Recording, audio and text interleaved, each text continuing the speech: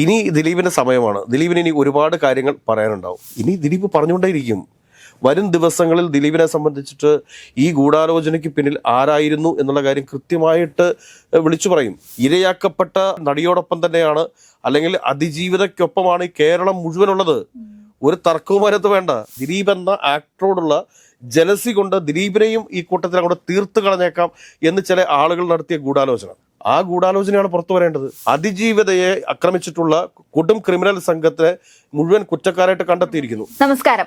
നടി ആക്രമിക്കപ്പെട്ട കേസിൽ സ്പെഷ്യൽ കോടതി ദിലീപിനെ വെറുതെ വിട്ടിരിക്കുകയാണ്. ഇനി എന്താവും ദിലീപ് പറയാൻ പോകുന്നത്? ഇനി ദിലീപിന്റെ സമയമാണ്. ദിലീപിന് ഇനി ഒരുപാട് കാര്യങ്ങൾ പറയാനുണ്ടാവും. ഒരു കാര്യം നമ്മൾ ഇതിനകത്ത് പ്രത്യേകം ഓർക്കേണ്ടത് എന്തെന്ന് ചോദിച്ചു കഴിഞ്ഞാൽ, കേരളം പോലെയുള്ള ഒരു സംസ്ഥാനത്ത് ഒരിക്കലും സംഭവിക്കാൻ പാടില്ലാത്ത ഒരു ദാരുണ സംഭവമാണ് ഈ നടിയെ ആക്രമിക്കപ്പെട്ട കേസ് എന്ന് പറയുന്നത്. അതായത് അത്താണി പോലെയുള്ളൊരു സ്ഥലം, അതായത് നെടുമ്പാശ്ശേരി എയർപോർട്ടിനൊക്കെ തൊട്ടടുത്തുള്ള ഒരു സ്ഥലത്ത് സഞ്ചരിക്കവേ ഒരു കാറിൽ കൊണ്ടുപോയി ഒരു ടെമ്പോ ട്രാവലർ ഇടിക്കുന്നു. ഈ കാറിൽ സഞ്ചരിച്ചിരുന്ന നടിയെ ടെമ്പോ ട്രാവലറിൽ തട്ടിക്കൊണ്ടുപോയി ആ ടെമ്പോ ട്രാവലറിലിട്ട് അതിക്രൂരമായി ബലാത്സംഗം ചെയ്യുന്നു എന്ന് പറഞ്ഞു കഴിഞ്ഞാൽ കേരളത്തിന് ഒരിക്കലും ഉൾക്കൊള്ളാൻ പറ്റുന്ന ഒരു ആക്രമണമല്ല.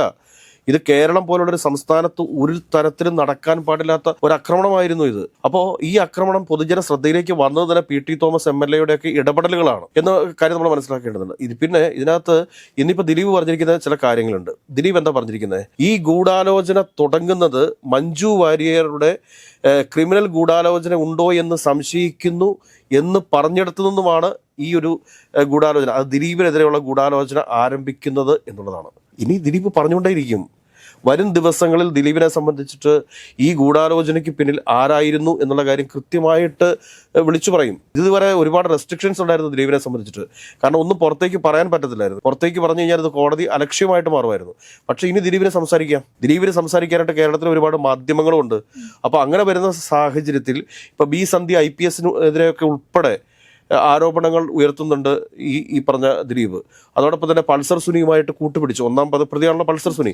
ഈ പൾസർ സുനിയെ കൂട്ടുപിടിച്ചുകൊണ്ട് ഇവർ നടത്തിയിട്ടുള്ള ഒരു ഗൂഢാലോചനയാണ് തനിക്കെതിരെ വന്നിട്ടുള്ള ഈ ആരോപണം എന്ന് പറയുമ്പോഴത്തേക്ക് അത് നിസ്സാരമായിട്ട് നമുക്ക് കാണാനായിട്ട് സാധിക്കത്തില്ല. 8ാം പ്രതിയായിട്ട് പ്രതി ചേർക്കപ്പെട്ടിട്ടുള്ള ദിലീപ് കുറ്റവിമുക്തനായതിനു ശേഷം ആദ്യമായി നടത്തുന്ന വെളിപ്പെടുത്തലാണ്. ഈ വെളിപ്പെടുത്തലിനെ കുറിച്ച് സംസ്ഥാന സർക്കാരിന് അന്വേഷിക്കാതിരിക്കാൻ പറ്റുമോ?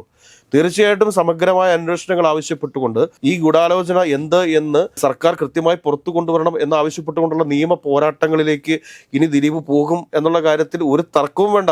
വരും ദിവസങ്ങളിൽ കേരളത്തിലെ ഏറ്റവും പ്രധാനപ്പെട്ട വാർത്തയായിരിക്കും ഇത്. ദിലീപിനെ സംബന്ധിച്ചിട്ട് എന്താണത്? കാരണം 9 വർഷം അദ്ദേഹത്തിന്റെ കരിയർ നഷ്ടപ്പെട്ടു പോയി. അതോടൊപ്പം തന്നെ ഒരു കാര്യം നമ്മൾ മനസ്സിലാക്കേണ്ടത് എന്ത് എന്ന് ചോദിച്ചു കഴിഞ്ഞാൽ 85 ദിവസത്തെ ജയിൽവാസം.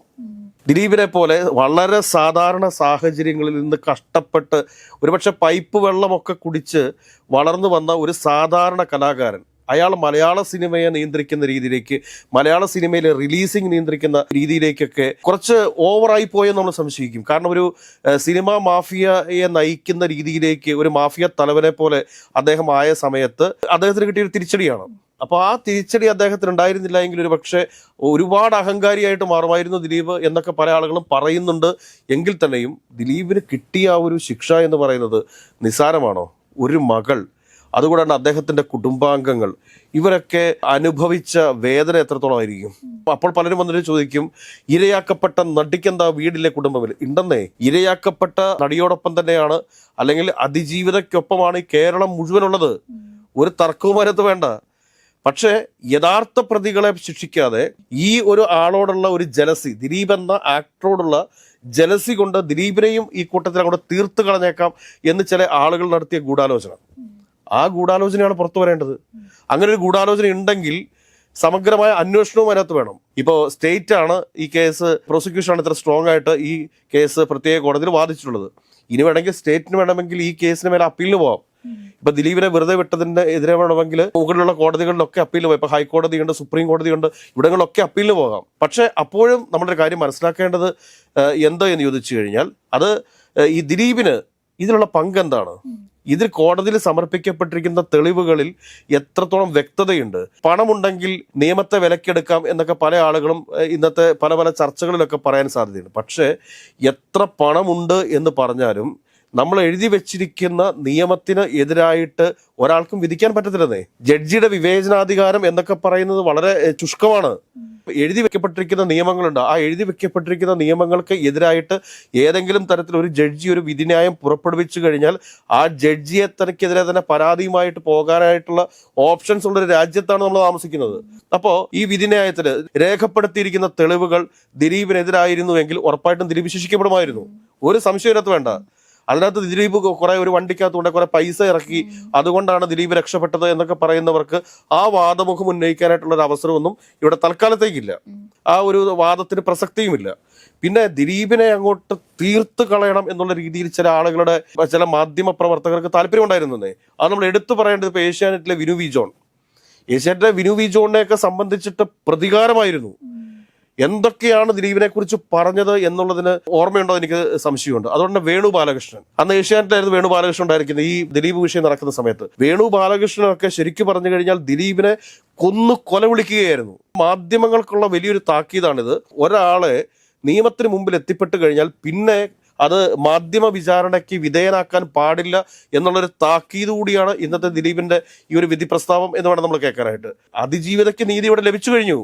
അതിജീവിതയെ ആക്രമിച്ചിട്ടുള്ള കൊടും ക്രിമിനൽ സംഘത്തെ മുഴുവൻ കുറ്റക്കാരായിട്ട് കണ്ടെത്തിയിരിക്കുന്നു. ഞാനൊന്ന് ചോദിച്ചുകൊള്ളട്ടെ, കാരണം 2 കോടി രൂപയ്ക്കാണ് ഇത് കൊട്ടേഷൻ കൊടുത്തിരിക്കുന്നത് എന്നാണ് ഈ പൾസർ സുനി പല മാധ്യമങ്ങളിലൊക്കെ വെളിപ്പെടുത്തിയിരിക്കുന്നത്. എൻ്റെ ഒരു ചോദ്യം ഇതാണ്, ഈ 2 കോടി രൂപയ്ക്ക് കൊട്ടേഷൻ വാങ്ങിക്കുന്ന ഒരാള് 10,000 20,000 ഒക്കെയാണോ ടോക്കൺ എമൗണ്ട് ആയിട്ട് മേടിക്കുക?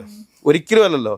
ഇതൊക്കെ സാന്ദർഭികവശാൽ ഏതൊക്കെയോ കാരണം പറഞ്ഞു. ഇപ്പൊ ദിലീപിന്റെ അടുത്തൊക്കെ എത്രയോ ആളുകൾ സഹായം ചോദിച്ചിരുന്നു. അപ്പൊ അവർക്കൊക്കെ വീട്ടിൽ അസുഖമാണ്, പ്രശ്നമാണ് എന്നൊക്കെ പറയുന്ന സമയത്ത് കയ്യിൽ പണമില്ലാതെ വരുന്ന സാഹചര്യത്തിൽ സ്വാഭാവികമായിട്ടും ഒരുപക്ഷെ അദ്ദേഹം ഏതെങ്കിലുമൊക്കെ തരത്തിൽ പൈസ ഇട്ട് കൊടുക്കുമായിരിക്കും. കയ്യിൽ പൈസ ഇല്ലെങ്കിൽ അക്കൗണ്ട് നമ്പർ മേടിച്ചിട്ടുണ്ടാവും, ആ അക്കൗണ്ടിലേക്ക് പൈസ ഇട്ട് കൊടുത്തിട്ടുണ്ടാവും. അന്നൊന്നും ജിപേ ഉള്ളതായിട്ട് എനിക്ക് തോന്നുന്നില്ല.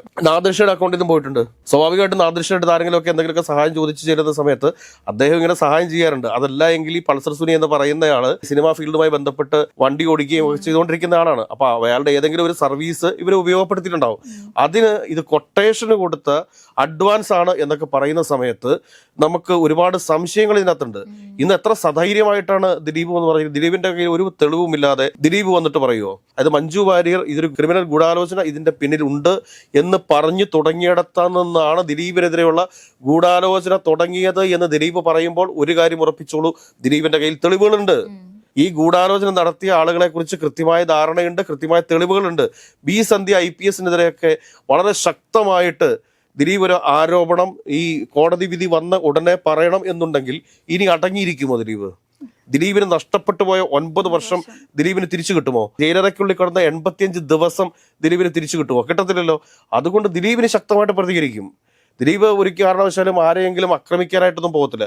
പക്ഷേ ഇതിനകത്ത് ക്രിമിനൽ ഗൂഢാലോചന നടത്തിയിട്ടുള്ള മുഴുവൻ ആളുകളെ പുറത്തു കൊണ്ടുവരണമെന്നേ. അത് ദിലീപാണ് നടത്തിയത് എന്ന് തെളിയിക്കാനായിട്ട് ഏതെങ്കിലും അന്വേഷണ സംഘത്തിന് സാധിച്ചിട്ടില്ല.